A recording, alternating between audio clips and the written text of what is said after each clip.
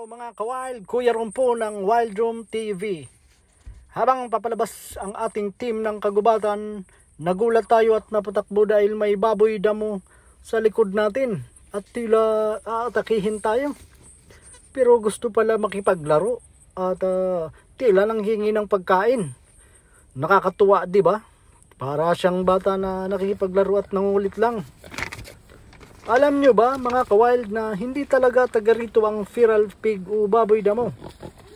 Dala sila ng mga European noong 18th century at sila'y magaling pagdating sa survival dahil kaya nila mabuhay sa kahit anong uri ng kalupaan. At mahilig sila magkalkal ng lupa para maghanap ng pagkain. At alam nyo rin ba mga ka-wild, ang babaeng baboy damo ay kayang mag-anak ng hanggang 2 beses sa isang taon. Naku. Grabe pala, kaya pala ang bilis nilang dumami. Kaya naman ikibinahala ito ng gobyerno dito. At gumawa sila ng akbang para limitahan o puksain ang pagdami nila. Dahil nga tinuturing na silang tuluyang naging peste.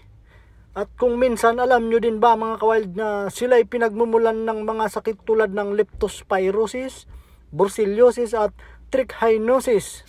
Ayan, grabe pala.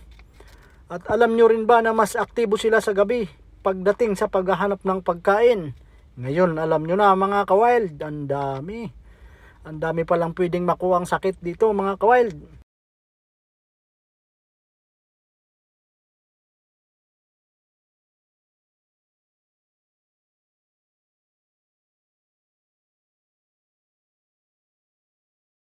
O ayan, hanggang sa muli sa susunod nating wild video.